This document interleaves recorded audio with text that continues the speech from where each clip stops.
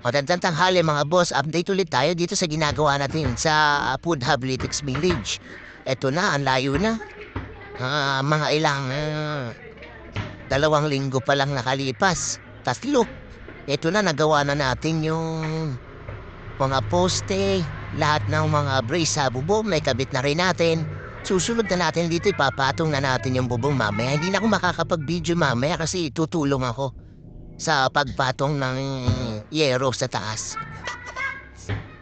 Kaya voice over ko na lang ngayon. Ayan, kagaya niyan.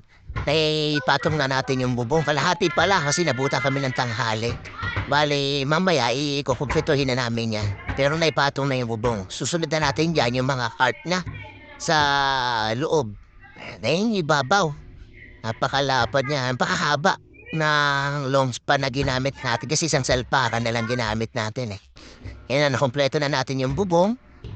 Ayan, kaya sisimulan na natin yung mga carton, yung mga bakal. Ayan, mapapansin niyo yung mga pinadeliver natin na bakal.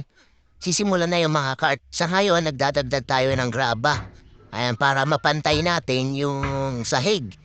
Graba lang yung sahig natin para maalikabuhan man eh.